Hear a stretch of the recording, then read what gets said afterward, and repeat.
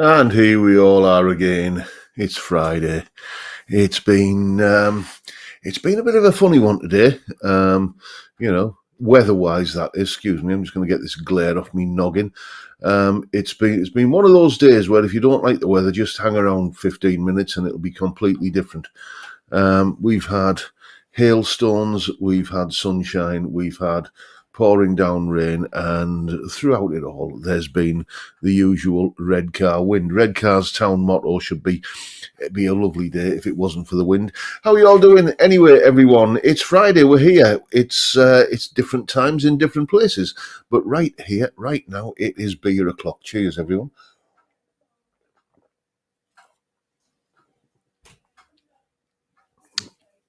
Carlsberg export once again. It's just the one that's always on offer in Morrison's, so that's what I'm going for, and I've quite gotten used to it. It has to be said. Often when I do these live streams, I have a pad by my side here with some notes on and stuff that I need to talk about. Sometimes I forget and end up not talking about any of it, and other times I remember it all. It's pretty much blank, that piece of paper there today, so this will be, a little bit more improvisational, shall we say. Excuse me. Anyway, as is the custom in this parish, let's have a look and see who was first in and who we've got in. Rent to Kill, reclaiming the throne there, first in. You had a bit of a winning streak a little while back, and now you've regained your crown, mate. Well done. Then we've got Amadeus, Terry Day, Theme Tunes, Boulder 64, Cylon Hybrid, Johnny Random, and Dr. Gomez 1. There's Anton, who's listening in the car for the first half because he's effectively Dad's taxi service. We got Autogeddon 1, who's going to miss and have to watch on catch-up as my lunatic Springador, half lab, half spaniel, will be demanding a walk at 5 p.m. Yes, and they will not be ignored, will they? Yes, yes. Dougal is very much of that persuasion. Then we've got John Ross, Malcolm Spillett. We've got Mark Kerno, Paul Trainer, BSc. You're having a little bit of a moan there about Anderton's UK. Customer service DPD, shocking next day deliveries. Well, it's, I can probably name the companies that I've not had poor delivery service from a lot easier than I can name the ones that I have had poor delivery service from.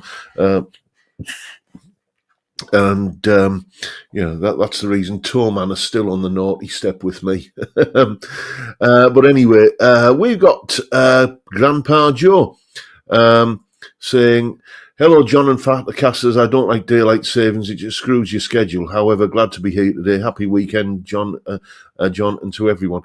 Yeah, this is in danger of me getting me on my hobby horse. I intensely dislike the fact that for the next 6 months or thereabouts, our clocks are going to be lying to us. We put our clocks forward an hour at the end of this month for no apparent reason. You get no more daylight. You're changing the clock. You're changing the time of the clocks during the time of year when there's more daylight anyway. The default position is Greenwich Mean Time, and that's what we stick to during the winter months. I do not understand it. It makes no sense. And once I'm president for life, it will be banned. Anyway, Paul Trainer, BSc, thank you very much, mate. That is regular as clockwork and always appreciated. You are a gentleman, sir. Thank you so much. Strumming Roman is saying another vote to just stick to GMT. Indeed, yeah. I'll go along with that, as I was just saying. Peter Nicholson is in. So is David James, Peter Collins, Stephen Polk, Vincent Brennan, Steve Entwistle, and PFY Guitars. We've got Joe McMurray, Peter S., Francis Chambers, and Cal Texper. Forgot about the time changing. So a bit early, not as early as others. Good health to all. There's Craig Stamen, local lad. Known Craig quite a few years, it has to be said. And then we got the legend that is the Lamb. I shall be trying to dip into your live stream tomorrow night, mate. And one day I'll get the coveted duck race mug. It's I'm not sure how the duck race works, but I do know that it's a good laugh. Anyway, we got Mickey Walnuts, we got Jimmy James, and where are we? Johnny Random again. Searching for Tone is in, and so is Rent to Kill. A lot of comments about the changing of the clocks. As I say, we kind of push hours forward an hour on the 30th of this month. So, just how many more lives? A couple more live streams or so, and we'll be back in sync. So, and then it'll all kind of go doolally again come the autumn time when we all change again at different times. We got Dave Fiendish, we got Cushman NYC, Gary Shaw, session guitar legend, no less. There's Robert Forsyth and Calby and the Rocco Cat. Who else have we got? We've got Doc Alders and Frank Bolam. There's Malcolm Spillett. He had to go out and get some cat food by the looks of it. Francis Chambers is in, and so is Nathan Johnny D and Austin Barrett. There's Robin Fawcett, the Essex Cat Blues Sofa Songs. And let's scroll down a bit. And we got Chris Ottewell, who's on grandparenting duties, so he'll have to forego the beer. Don't worry, mate, I'll have yours. Colin Falcon, another local lad just round the corner from me. And yet another one. We've got Carl Tom, again, another red car lad. Nice to see you, Carl. Bill Mumbo is in, so is William Forrest, J. Ow Young, Derek Clacton, and Rex Amatic, all the way from Phoenix. See, where else can you get this? From Redcar to Phoenix on one show. I can confidently predict that everybody in Redcar has heard of Phoenix, Arizona, but how many people in Phoenix, Arizona have heard of Redcar? Well, Rex has. He'll be visiting here, but I need to talk about that later, by the way, so remind me. I'll tie a knot in something. We've got Edwin Toonan, all the way from Amsterdam, Graham Campbell, Russell Gibson, Farjon, Joe Jaffa, is that how that's spelled? Brad Dowell and Jeff Rock. Ollie M is in, so is Ravensmead, Jeff Benner and John Channing. There's Peter Hall, Peter Williamson and Stephen Hedger. Got one of your stories, I think, coming up tonight, mate. Pablo Hank is in, and anyone else? Austin Lundell, guitar bass dude. The Dalers 22 is in. Big Hard Books and Classics. I like that name. I don't know why, it just appeals to me. Pooh Ninja is in, Tommy's One is in, and let's have a little bit of a scroll. Hoog Jr. and my old pal there, Steve Cassidy Guitar. Don't forget Steve's video straight after this live stream. Say it every week. You've got a Partscaster themed video this week. Watched your live stream earlier on today while I was typing my Patreon blog, and yes. Nice playing on the intro to that, by the way. Got to tell you that was probably one of your better performances, mate. Not that they're not all good, it has to be said. Steve saying, apparently it's a Scott's fault the clocks change. Well, okay, so we can blame Steve then. We shall do that. Dave Snack Stevens is in, and I think that might be everyone. Let me just have a quick scroll down. Pablo Hank, have I said you already? I think that's everyone.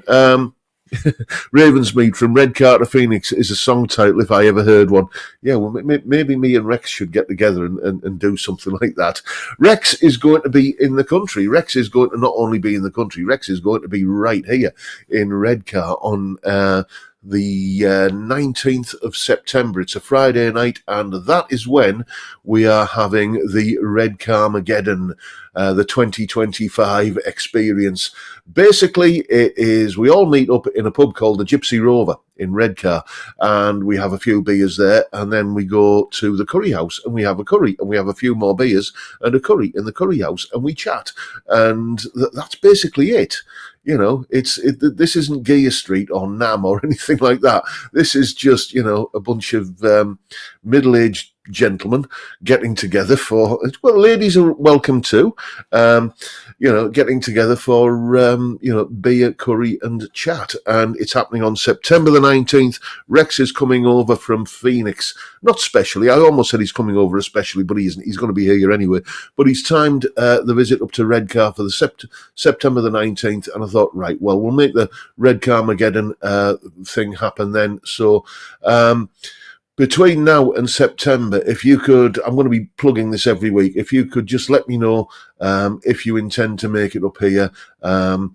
This is a small house. I can't offer you accommodation, but there are plenty of Airbnbs and bed and breakfasts and places around here that you can find somewhere to lay your weary, beery head for the night.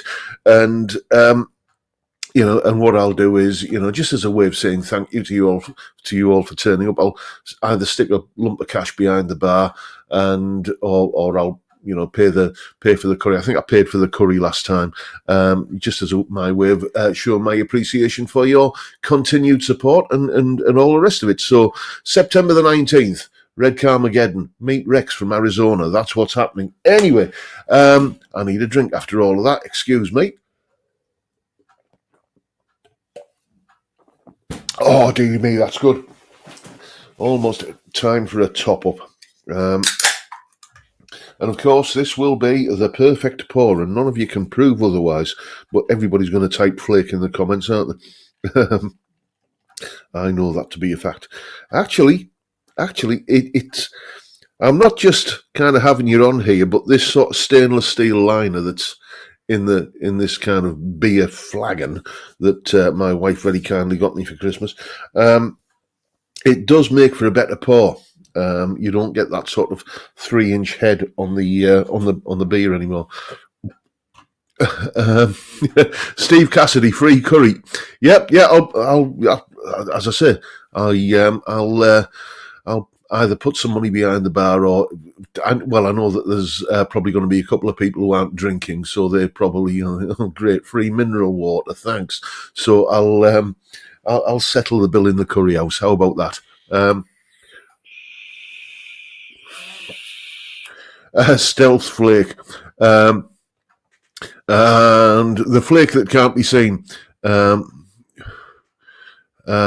Doc Alders saying, just had a wee look on the street view at the proposed pub. Seems a rather grand place, barring a natural disaster. We'll see you there. It's a nice place. I wouldn't call it grand. It's just an average-sized pub, really. I remember the days when it wasn't a pub, when it was, I think it was an insurance broker's, and then that sort of closed down, and then it got turned into a pub. So yes, the one downside I will mention of the Gypsy Rover, they have great beer, and the atmosphere is always convivial, and crucially, they take a very relaxed attitude to us vapists. The objective, you're one of these people who pretends to be, a kind of smoke machine, but kind of billowing clouds and all of that, they're not so tolerant of that, but if you're discreet about it, they don't really care. But the one downside of it is that they have just the one facility, shall we say. When beer goes in and needs to come out again, there's often a queue. So just time your visits accordingly. Anyway, let's tell you what's coming up on the channel this week. On Sunday, if you're watching yesterday's video, you will have seen me doing that sort of first impressions video about the Iron Gear Alchemist 90 humbucker-sized P90s. It is the full in-depth review of those on Sunday. Then Monday's video is, we're doing opposite weeks on a Monday now. We're doing sort of melodic rock. The current string of melodic rock videos I've got going on are in the style of, I've got Santana, that was the one that went out last week. The next one of those that will be going out is David Gilmour. Then the one after that will be Mark Knopfler. Then there'll probably be well, who am I kidding? There's going to be a Gary Moore one, isn't there? And so on. And on opposite weeks to that, it is some blues soloing tips. And that is indeed what's going on Monday. How to play over blues chord changes in a simple and hopefully accessible way. Just by learning one little shape on the neck. So that's what we're doing on Monday. Tuesday is a top 5 video as always. And I can't believe I haven't done this one already. We're talking about the legend, the YouTube royalty that is Mr. Rick Beato. I'm just basically going to be running down my favourite Rick Beato videos, and there might be one or two surprises in there for ones that I might have missed out and ones that I've included, but these are my choices, and as I always say in those videos, leave your own choices in the comments. Wednesday is another track from the new album. Basically, it's what I did on my birthday. My birthday was February the 21st. I have no idea what star sign that makes me. It's just that's complete. That's in a closed, locked filing cabinet as far as I'm concerned. Horoscopy, astrology, it's all just basically snake oil, isn't it? You might as well rattle some chicken bones to see what your future holds. What I did on my birthday was write and record a tune. It's a blues tune, and I'm very proud of it, and you're going to hear it on Wednesday. Then on Thursday, I want to say a big shout out to a very generous viewer of this channel, an ex-student of mine, a chap called Sean, who loaned me his rather tasty Fender Player 2 HSS Strat. And Thursday's video will be my first impressions of said guitar, and that is what's coming up on the channel this week. Apparently, somebody's saying Pisces. Is that true? I don't know. I have no knowledge or interest of such things. Boulder64 saying, good selection of Continental beers in that Gypsy Rover, even though it looks like the living room in a derelict building on the cover of Led Zepp 4. Yeah, slight exaggeration, mate, but only slight. It's always a good atmosphere in there. That's what like the first Red Carmageddon that we did. It was in a pub called. It was in like sort of a bit of a plastic Irish pub called O'Grady's. Nothing wrong with it, but it was just a little bit meh. So I decided not to. It's not wrong with O'Grady's, but it's I prefer the Gypsy Rover.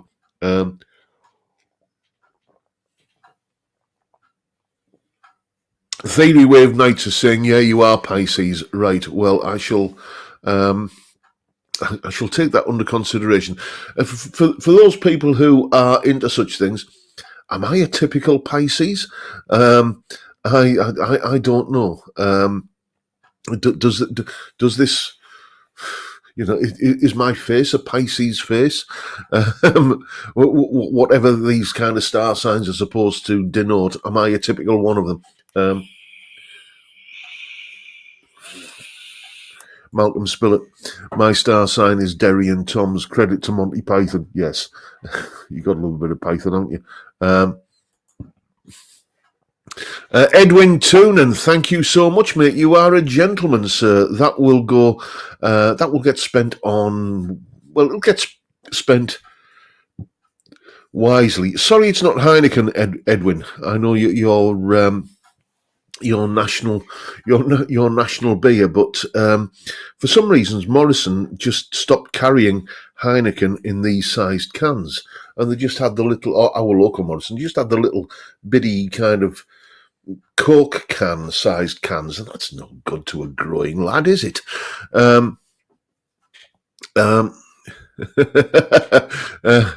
Doc Alders, I'm Pisces, short, fat and bald, typecast.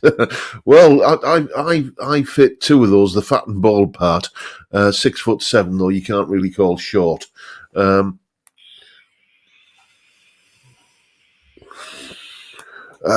are we? Rexomatic just celebrated a birthday with a new Hills headless guitar. I saw your video, mate. I saw your video on the unboxing. It's ever since I had that Eart headless guitar. Well, I had two of them. The first one had a ridiculous tuning arrangement with a bridge with it, which required a little tool to kind of wind the things round, and you just knew that was going to get lost. And when it did, you were absolutely scuppered. And then I bought the Pro version of it, which didn't have that, but it had this ridiculous nut system where it was like trying to get a Durex onto a light bulb to try and get the string through when you restrung. And there were two little tiny ball bearings, and inside the nut on each string slot. And the only reason that you knew that they were there was when you undid the grub screw to slacken the string off. They fell out, and then you've got you've got to kind of scrabble around on the carpet before the dog eats them. So that one didn't. That one didn't stay the distance either. I ended up moving that one on. So headless guitars, I don't know. That E-Art guitar was both of them were beautiful guitars to play, but I'm not convinced on the case for lopping off the headstock. And, it's like if you've got a guitar that's got a headstock and a tuner breaks, then you're spoilt for choice for replacement tuners, for tuning pegs. But if there's some malfunction in the mechanism with the tuning kind of arrangement on a headless guitar, it's not like you can just go online and order like a replacement set of tuners. It's. And I just don't really see, unless you're kind of traveling and you want a guitar that's going to fit in as carry-on baggage or something like that. But I've got to tell you, I've been on a plane twice in my life. Once on a flight to Canada and once on a flight back from Canada. And it's an experience that I do not wish to repeat. I'm not nervous about flying, not at all.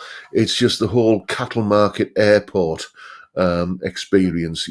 Best part of a day where you are in the most uncomfortable environment known to mankind.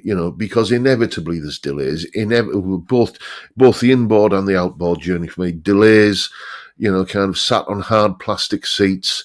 And there's nothing to do but go and spend your money on tat in the shops that are, kind of in the airport. And it's just like, I'd rather just go to the Lake District and stay in a bed and breakfast, and I don't care if it rains because there's a pub with a roaring fire. That's my idea of a good holiday experience. It only takes a couple of hours to get there.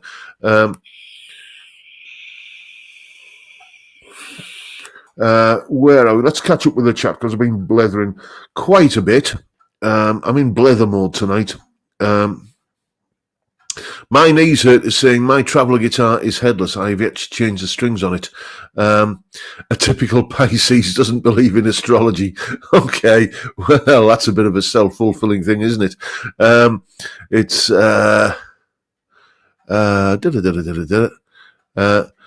Dr. Gomez is saying, do your feet stick out of bed, John? I don't know, because I'm usually asleep at the time. I do kind of crawl into bed and just kind of get hunkered up into a little ball, and all you can see there's the top of me.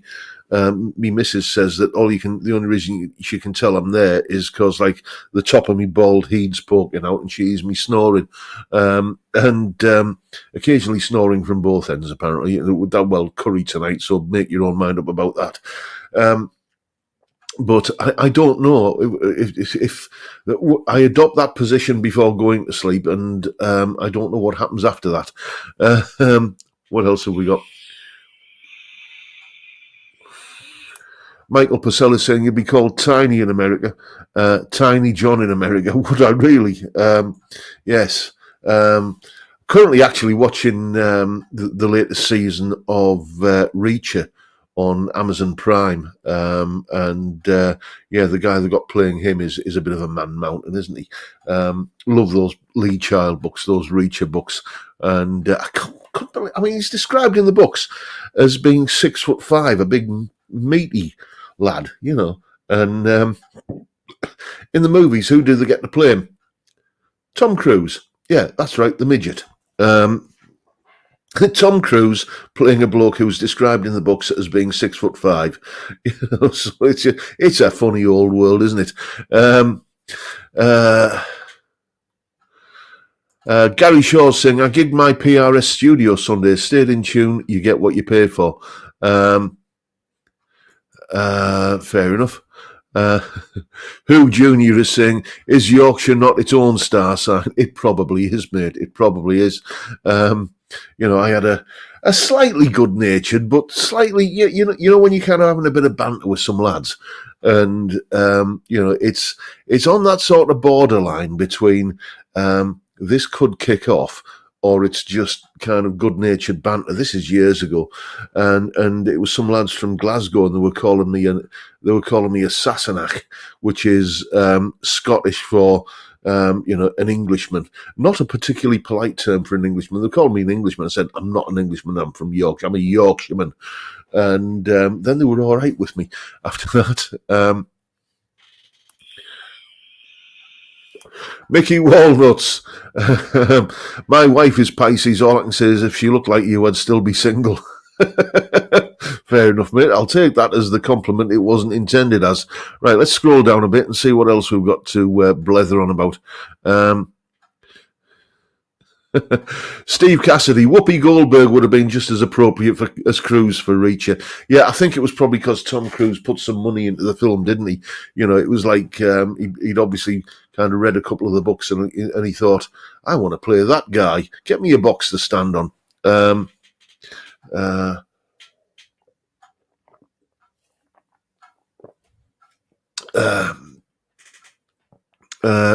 Johnny Random, yes, I'm watching season 3 of Reacher on Prime. Yes, indeed, I am, mate. And there was a new one out yesterday, but we tend to save it for the weekend.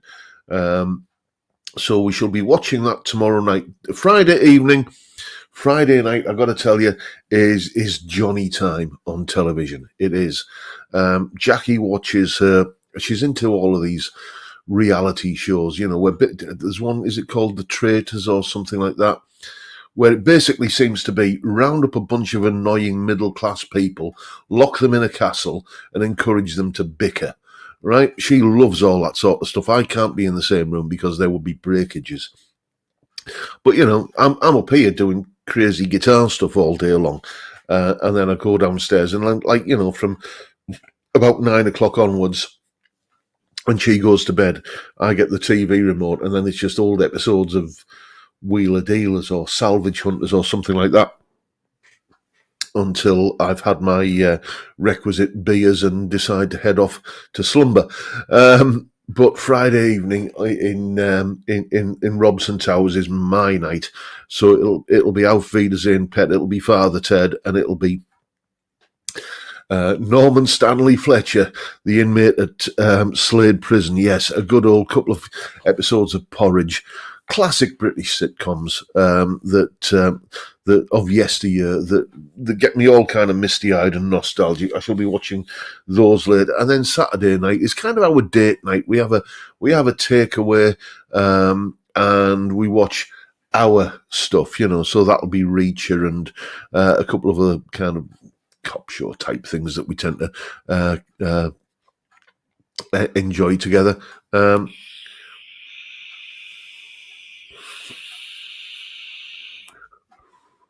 What else have we missed? Craig Stamen saying the guy they have to play Reacher on Prime is a lot closer to the books. Yeah, he's great. And if you're not watching it, then you're missing out, because it's just it's. Do you remember that show from the 70s, David Carradine in Kung Fu? Do you remember that one where he was just this loner who used to wander from town to town and kind of sort out the bad guys? and and rescue the poor people from the evil overlord. It's basically just that thematically. He's wander from town to town, getting into adventures, and then he always just kind of moves on with just the clothes on his back and his folding toothbrush in his pocket, and it's just a good old-fashioned adventure yarn, and I like it.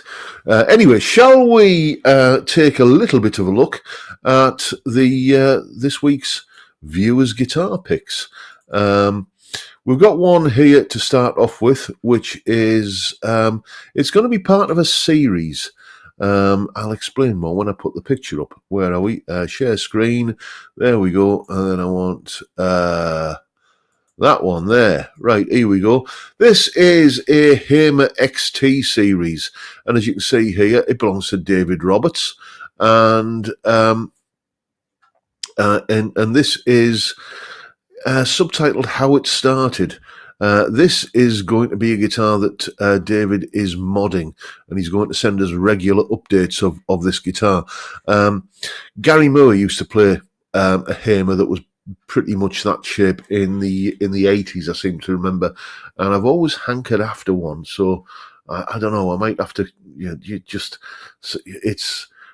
the Les Paul double cut shape, isn't it? Before Gibson did the Les Paul double cut, although you can see the Les Paul Special, Les Paul Junior influence on it. But I just think that's such a well proportioned shape. And David's going to be modding that one and will send us regular updates. So looking forward to seeing how that one turns out.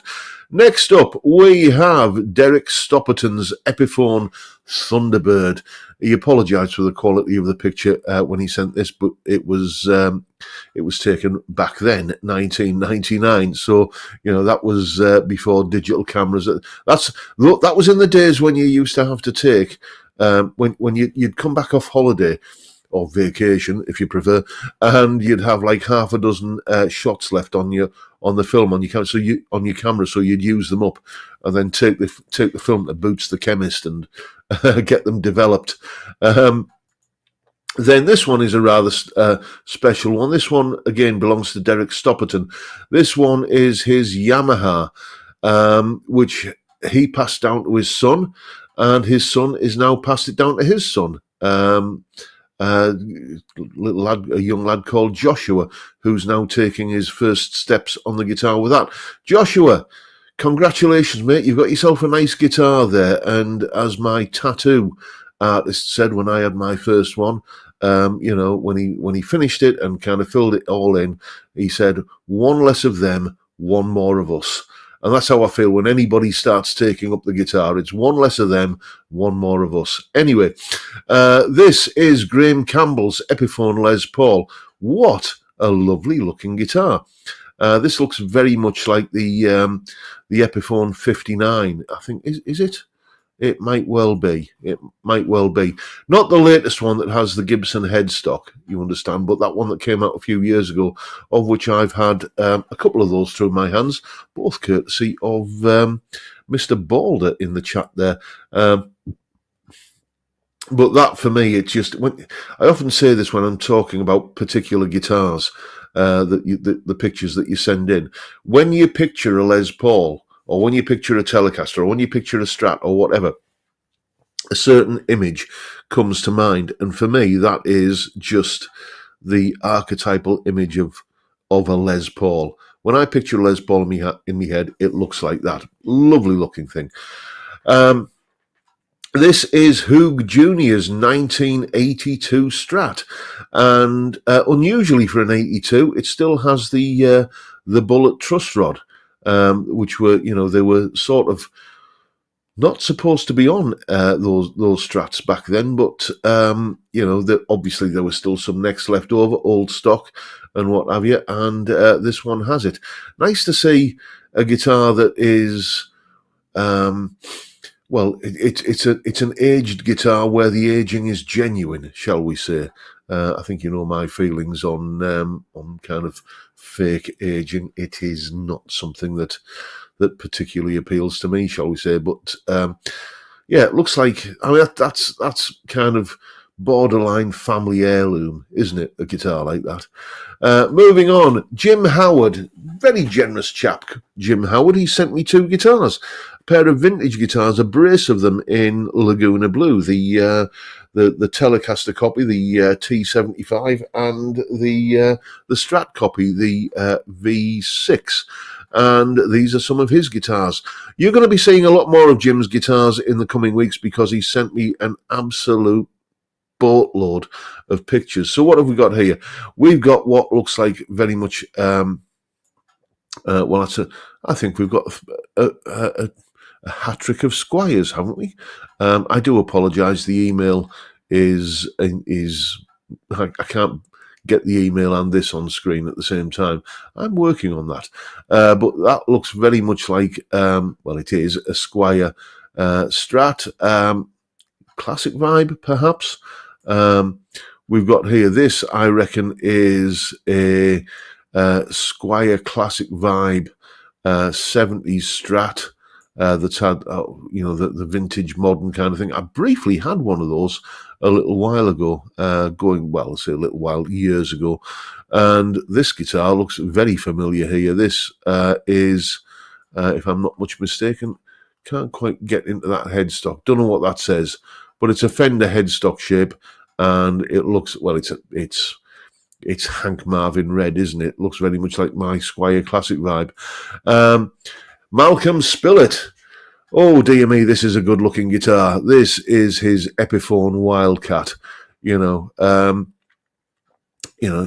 need a quiff to play a guitar like that. You need the Brian Setzer full on kind of Teddy Boy quiff, don't you? Yes, I mean, show me a guitar that looks cooler than that. You can't. It's just an incredibly sort of just, you'd pick that up and immediately start going into your Chuck Berry double stops, wouldn't you? Because it's got that written all over it. Absolutely fantastic. Anyway, what's next? Another Malcolm Spillett. This is his Rapier 33. Yes. Oh dear me. The Watkins Rapier guitars that have recently been rebooted. I don't think they're called Watkins anymore, but that just looks so Britain in the 1960s, doesn't it? That's something that you would probably have seen a guitar very much like that you would have seen a 17-year-old Pete Townsend playing, doesn't it? It's just got that really kind of 1960s scooters, mods and rockers, kind of thing going on. Absolute, just pure nostalgia, a guitar like that, which is why Malcolm said he bought it. I think he had one of those back in the day, one of the original ones. This one is the token southpaw for the evening, Mr. Chris. As you know, he is of a left-handed persuasion, and this is his Van Gogh. Is that how it's pronounced? 12-string electroacoustic. He does have quite a few acoustics, and I think more than one. Well, I definitely know more than one 12-string. I don't envy your bill for restringing, mate. I'll just leave it at that. And then we have one of these. This belongs to Peter Hall. I'm going to tell you a little bit more about this one in a moment because I've just pulled the trigger on one of these myself. This is a Gear for Music own brand guitar, and it costs at the moment £80. Okay, so you're thinking, well, yeah, okay, it's from Gear for Music. Their own brand guitars don't have the best of reputations, it has to be said, especially the budget ones, and it costs £80. How good can that be? Well, let me stop sharing here and then share another screen with you where I can show you what's going on here. This is why I had to pull the trigger on this. Here we go. I've got this open in another browser window, $79.99. And curiously, you can buy a nearly new one for 130 quid. Why you would want to buy a second-hand one or ex-demo model for, what's that, 50 quid more than the stock one, I do not. I think it's because this one's on sale. But if we look at the spec on this, I mean, let's just have a look at a few pictures. there is. It's a HSS Strat kind of thing. Metallic pink, which wouldn't be my first choice, it has to be said. But, let's just scroll down a little bit. And you're getting an ash body, pink metallic finish. Okay, well, beggars can't be choosers at this price point. But you're getting a Jatoba fret and a maple neck Jatoba fretboard. Well, that's not a premium appointment, but it's not, it's not made out of plywood, bubblegum, and snot either. You're getting a 16-inch radius, and here's the thing: on an £80 guitar, 22 medium stainless steel frets, and a graphite-ish nut. Wilkinson pickups. Come on. They've got them in stock. I've just pulled the trigger on one, so I'll be doing a review on that in the coming weeks. I have no intention of keeping it. I'll probably, at this price, they're going to just sell out in no time, aren't they? So I'll wait till they've sold out and the price goes back up to the pre-sale price, and then I'll flog mine for what I paid for it. But I'm just curious to see how good an £80 guitar that's got stainless steel frets actually is.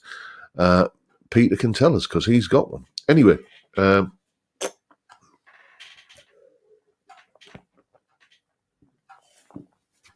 time for some more lubrication, gentlemen. Talk amongst yourselves.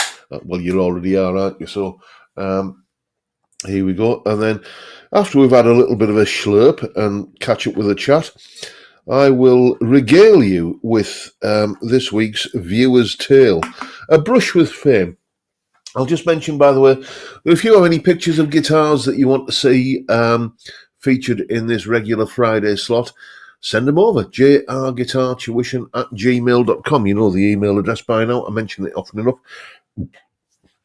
JR, as in my initials, Guitar Tuition, my job, and that's all one word, and then it's a Gmail account, so just ping them over. Likewise, if you have any stories of like a brush with fame, you might have met a rock star, and they might have been a perfect gentleman. They might have been the opposite of a perfect gentleman. You might have just have some tangential encounter with somebody from the upper echelons of the music business, then, send them over. They don't have to be 100% true, necessarily. Gild the lily a little bit if you want to, for the sake of entertainment, and if it's a really scandalous story, just disguise the names and we'll try and work out who it is you're talking about. But, anything that's remotely entertaining, ping it over, and it will...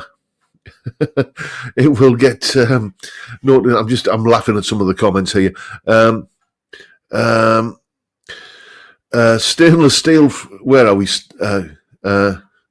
Jimmy James, can you feel much difference between 12 and 16 inches? If I was Milehouse Studios, that would. If I was Paul from Milehouse Studios, there would be, a whole load of comments I would make to that, but I'll leave that. He's got the franchise on that, so I'll leave that one to him. Tom Clark is saying, stainless steel frets are for wimps. Real men use razor blades. Doc Alders, I know you have a punch hunt for a telly. Do you ever get Telecaster rib? I don't. My ribs are amply padded. Thank you very much. Yes, Michael Purcell is saying that one for Milehouse Studios Monday series. Peter Hall is saying it's a very decent guitar, chaps. Fretboard is a little flat. Pickups are fantastic. I'm looking forward to it. It's going to be arriving here at some point midweek next week. I might just do the unboxing if it's here in time on next week's live stream. How about that? Vincent Brennan is saying, did Johnny not review this one? I believe he did, mate. I've got a few of his videos to catch up with. Let's have a look. Let's have a vape as well.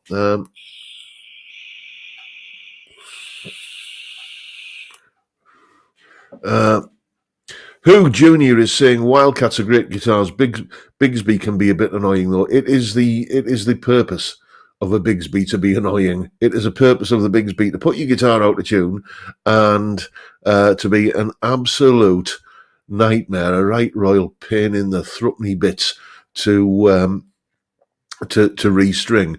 But God, they look cool though, don't they? Bill Mumbo saying still got a Wem copycat. Yes, that's the old Watkins brand, isn't it?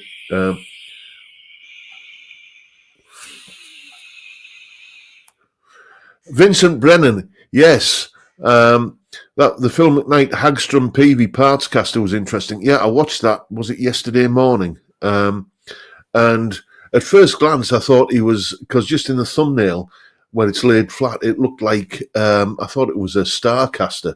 And I thought, oh, Mr. Cassidy isn't going to be happy about that, but it wasn't a Starcaster, and it all turned out right in the end.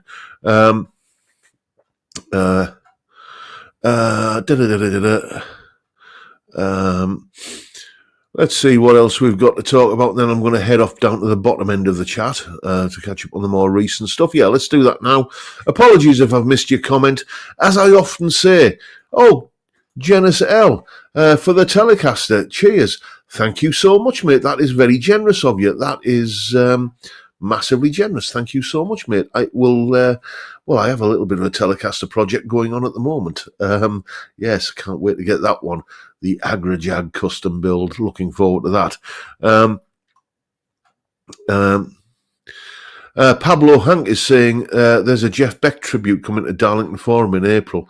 Brave, very brave. You got to hope that the guy who's basically being Jeff in that has had his Weetabix that morning. That might, if there are tickets available, be a rare trip out for the fat lad to go and see that, because that would be something I would be very interested in seeing. J.O. Young saying Telegib tribute, so excited. Yes, I'm looking forward to that. It's not really a Telegib, a Jeff Beck Telegib clone that I'm having built. I just like the aesthetic of that guitar.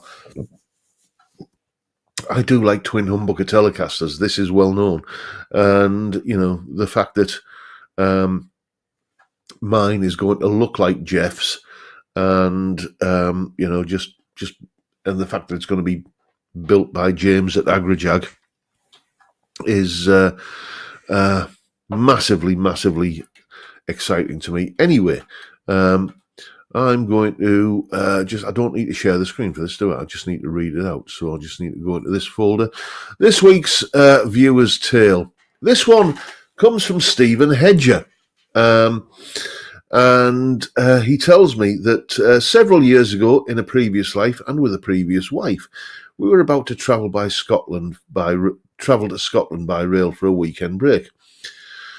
Prior to catching the sleeper train from Euston Station, we decided to buy some magazines for the journey from the W.H. Smith shop at the station. While browsing through the guitar mags on offer, I was stunned to notice that the chap standing beside me was doing the same thing, was none other than Mr. Brian May, who was quite well known for playing guitar in a band called Queen. I was, and still am, a huge fan of his playing, and I really wanted to say hello. Trouble was, I was really scared that it would annoy him, and I didn't want to have my estimation of him shattered by a negative experience. Yeah, that is always the worry, isn't it? I pointed him out to my then wife and explained my predicament. She was never one to miss an opportunity, so she grabbed the guitarist magazine I'd just bought from my hand and approached Brian. "Excuse me, Brian, my hubby's a huge fan of yours, but is too much of a wimp to speak to you. Do me a favour and sign his guitar porn mag." I was absolutely mortified, but Brian saw the funny side, and he was an absolute gentleman. He not only signed my magazine, but added a personal message as well. We then had a great chat about music, fame, and some of the people he'd met, including a funny anecdote about an inebriated Joe Walsh when they played together at the Night of the Guitars concert. Do you remember that one? It was on the BBC, I think. It was Expo Seville. It was round about the time when, wasn't it to coincide with the Olympics or something like that, and there was like a whole week of videos on a whole week of TV shows rather, of like this big guitar festival thing in Brazil, in Seville. I'll get it right in a moment. But it was obviously after that, and Joe Walsh and Brian May were on the bill. So yeah, Brian had a funny anecdote about Joe Walsh being downwind of a few when they played that gig. He says, not everyone who makes the big time turns... I've skipped a line. Brian came across as a really nice, really down-to-earth bloke, and he reaffirmed my faith that not everyone who makes the big time turns into a complete knob. Thought you might like this story, which happens to be 100% true. All the best, Steve. Thank you, Steve. That is a lovely little anecdote. As I say, if you have any... anecdotes like that about brushes with fame, famous people you've met, or whatever, they don't have to be 100. As long as there's kind of a little kernel of truth in there, a grain of truth at the middle of it, you can feel free to embellish it a little bit for entertainment purposes. Then ping them on through to me, jrguitartuition@gmail.com. Pablo Hank is saying, Freddie Mercury died only a few weeks after that Expo Seville. Was it really then? Was that so close? I had that Night of the Guitars Seville thing like a couple of years after Freddie's passing, but it's 30 odd years ago, isn't it? And your memory plays tricks on you.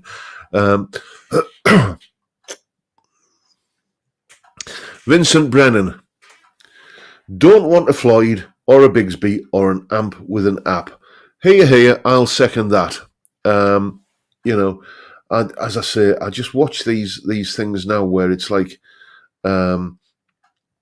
this great new thing that's this great new modeler, this great new kind of exquisite guitar tone, and the sounds that come out of it are fantastic, and it'll do this and it'll sound like this and it'll do that, and it's fantastic, and then it's like, and all you've got to do is fire up the editor and download the app. At that moment, that's me done.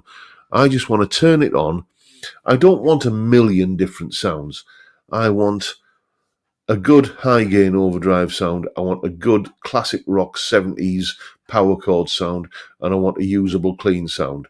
And usually the usable clean sound will be the classic rock 70s power chord sound with the guitar's volume turned down. That's just how... Why does life have to be more complicated than that? Why do I need to squint into a menu and scroll through an infinite number or seemingly infinite number of parameters just to dial something, when I can just turn the gain like that, when I can just grab hold of a physical knob and just do that and turn it anyway? Yes, I'm a dinosaur and I don't care.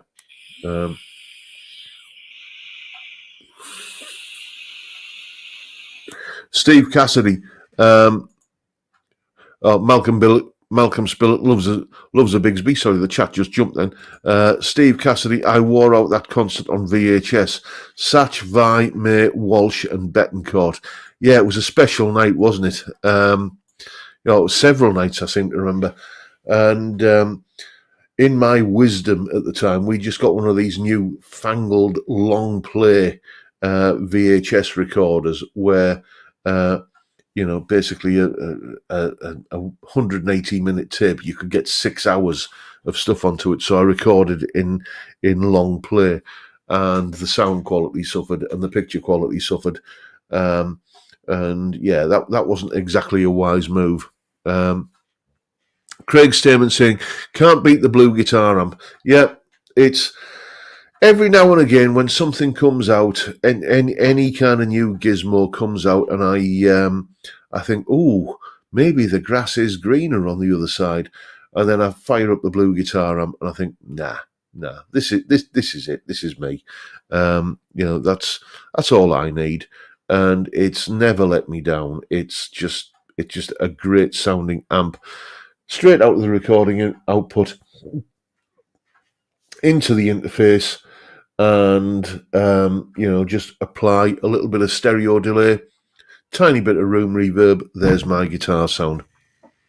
I do get some people castigating me sometimes in the comments under my videos, telling me that my guitar sounds really processed. I've got a bit of reverb and delay on. Get over yourself. But every time there's some new gizmo comes out, it's like, is anyone else like this? Right? Okay, you buy something that'll do, let's say, and let's think of a number. Let's say it'll do 500 different amp sounds, right? Or maybe if it only does 100 different amp sounds, or maybe if it only does 50 amp sounds, right? You're probably going to end up using 2 or 3 of those. Maybe it's just my Yorkshireman in me coming out, but by default there, you're paying for a lot of stuff that you're not going to use. I just don't understand why that is a thing. Why you want all of this redundancy, all of these capabilities that you're never going to use. And to me, it's like that's just a waste of good beer money.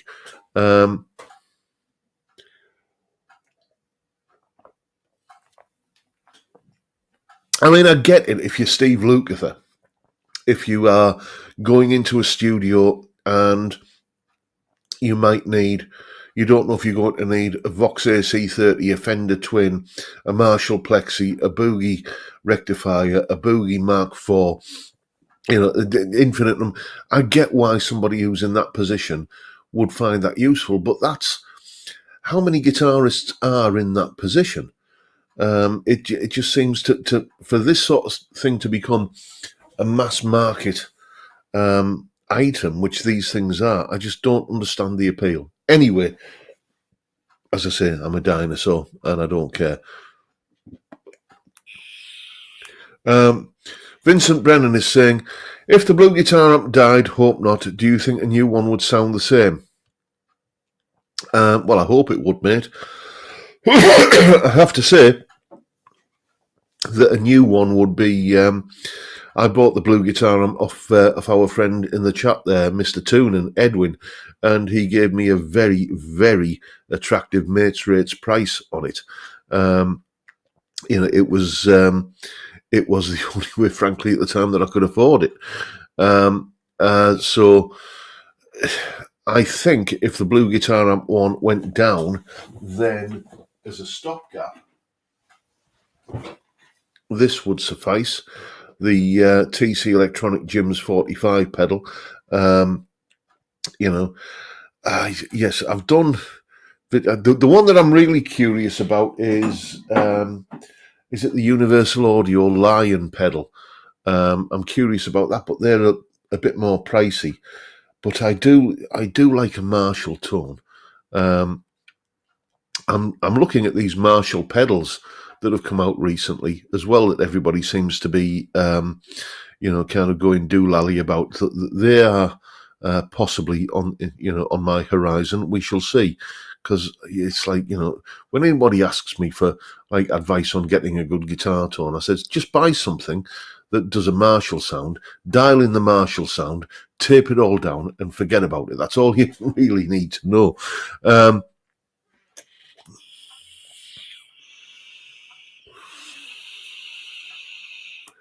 Let's have a look. Grandpa Joe, thank you so much. Fattercasters, please consider John's Patreon. It does keep all the content videos coming to you. Take a look, as it also has added benefits that you will gladly enjoy. Thank you, Joe, my marketing manager over in New York there, Grandpa Joe. Thank you so much, mate. Much appreciated. Anyway, we are 59 minutes in, and it is creeping up. And I don't want you to miss Steve's video. Not that you can't watch it after the fact as well, which is what I'll be doing tonight. What I'm trying to say is that it's time to say goodbye for another week. Thank you, each and every one of you, for turning up and watching a fat bald lad from Redcar talk absolute bollocks for an hour. It's been an absolute blast, and I'll keep on doing it till you're sick of me. But for now, time, gentlemen, please.